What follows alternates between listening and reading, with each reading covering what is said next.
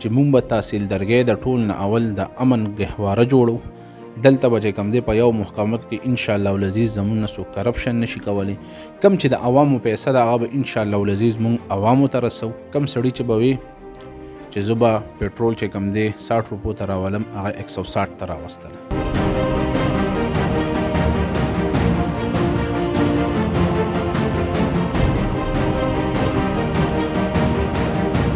ګران اردوونکو کتونکو دا وخت موجود یو په ضلعي دفتر کې جی واي چې کوم ضلعي دفتر دی په سخاکوټ کې مولانا صاحب سره سلمان تاثیر صاحب سره چې کوم د جی واي جنرال سیکرټري دی د ملکن د هغوی سره به د موجوده حالاتو په باره کې خبرې اترې کوو او چې کوم زمونږ په ملکن کې په پښتو کې چې کوم بلدیاتي الیکشن را روان دی په دغه حالاتو به سره سو خبرې اترې کوو. مولانا صاحب د ټول نه اول خو تاسو د قیمتي ټایم راکول یو جهان مننه کوو، شکریا هم کوو. ډیره مننه. اول خو زه د خپلې پارټۍ او د خپل مشرانو طرفه ستاسو شکریا ادا کوم چې تاسو نن زمونږ ضلعي دفتر ته راغلي. مولانا صاحب اوس څنګه چې تاسو ته معلومه ده په پیز 1 کې چې کوم د جی واي کاپي مقدار سره چرمنې راغلی او چې دی نو جی واي یو مخ په ترقۍ باندې روانه ده. په ملکن ډیویژن کې تاسو دغه جی واي ته په راتلونکي الیکشن کې په کوم نظر ګورئ؟ بسم الله الرحمن الرحیم. څنګه چې تاسو سوال وکړو نو انشاءالله العزیز د فیز 1 نه به انشاءالله سیوا په فیز 2 کې جمعیت علماء اسلام په بار اکثریت سره الیکشن ګټي او د میر چې کوم زمونږ امیدواران دي انشاءالله العزیز د بار اکثریت سره به ګټه کوي. دا ګټه چې کوم ده دا نه د مولانا سلمان تاثیر ده نه د مفتی کفایت الله ده، بلکې دا د هغې خدمات او د هغې بیانیې چې کوم قائد ملت اسلامیه د دې موجوده سلیکټډ رجیکټډ او ظالم حکومت خلاف اواز چوت کړو د 2018 نه او هغه د دې غریب عوام د پاره راوتی چې دا ظالم حکومت دی دا به زما د غریب عوامو باندې بے انتها ټیکسونه نافذي، بے انتها ګرانی به پې کوي، پټرول به چې کم دی 200 روپو ته رسي او د هر قسمه مشکلات په زما د عوامو لپاره چې کم دی پیدا کوي. هغه د بجلی د ګیس هر یو محکمه چې کومه ده نو هغه ظالم حکومت خلاف زما قائد ملت اسلامیه تقریبا 3 کاله جدوجهد وکړو. نن د عوامو په نظر کې به د ملک واحد لیډر دی هغه قائد ملت اسلامیه حضرت مولانا فضل الرحمن صاحب دی. نو د هغې په وجه باندې انشاءالله العزیز د جیت چې کوم نشان دی دا د کتاب نښه ده او زه د خپل ملکن ایجنسی خصوصا د تحصیلدرګۍ د عوامو نم دا امید لرم چې هغوی به په 31 مارچ خپل قیمتي اوټ چې کوم دی دا د کتاب په حق استعمالي.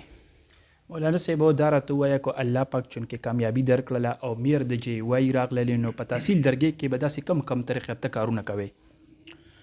کومې پورې چې ستاسو د میره پورې خبر وکړم نو چې کم د میر اختیارات دی خو به انشاءالله العزیز د جمعیت علماء اسلام چې کم میر منتخب شي او هغه به کوي. خو مونږ د دې خاورې دپاره بغیر د میرتوب نه ډېر کارونه کړي دي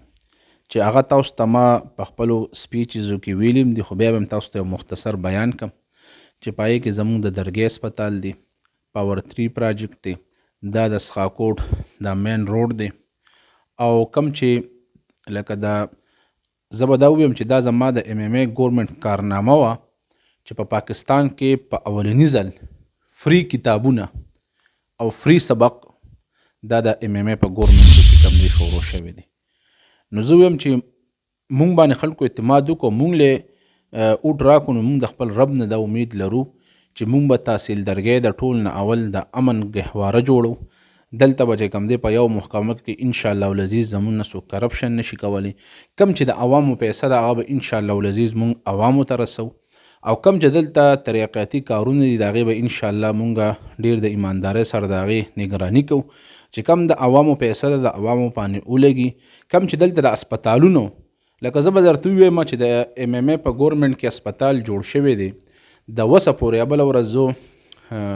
د کرونا ډوز دپاره تلي وم نو لاندې کوشو مه دومره ښکلي ښکلي حالونه او په هغې کې نه د بیډ سهولت نه چې کم دی هغې ته هغه قسمه زه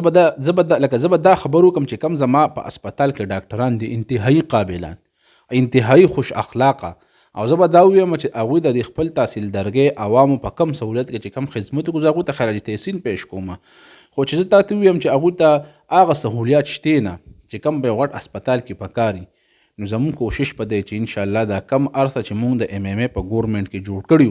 کم مونږ راوړلي چې د هغې مونږ استرینو جایزه واخلو او د خلکو د عوامو دپاره هغه سهولیت کو نو انشاءالله زمونږ کوشش په دی چې زمونږ دا دور چې کوم دی دا یو مثالي دوري څنګه چې زمونږ د MMA ګورنمنټ تیر شوی او انشاءالله العزیز د عوامو د څه قسمه مسلې هغه به مونږ په فرست پرایورټي کې انشاءالله حل کوو.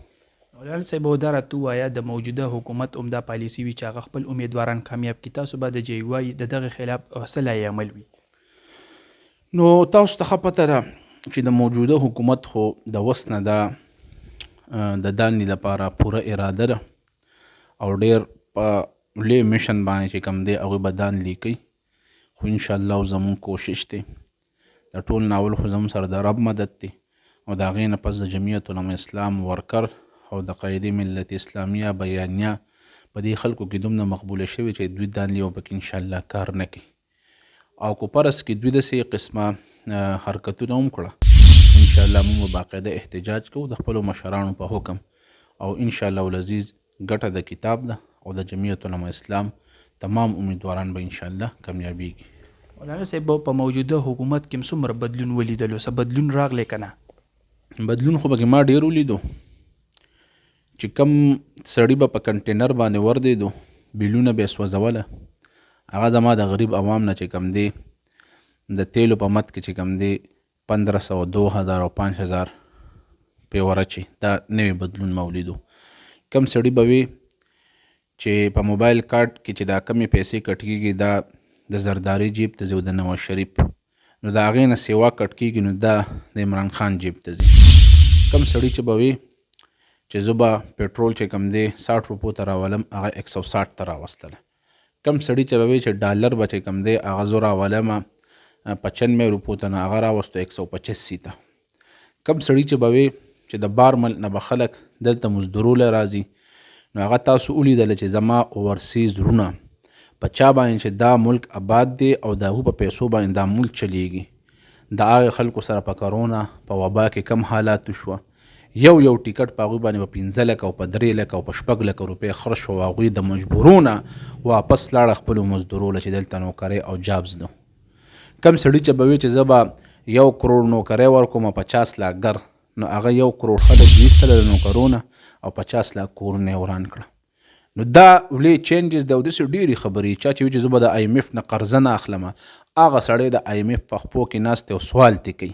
او ستا سټیټ بینک چې کوم دی IMF ته په حواله کو او په فرق باندې چې کوم دی هغوی چغې وایي نو زه به دا یو خبر وکړم چې بلې ټولو ګناهونو کې زمونږ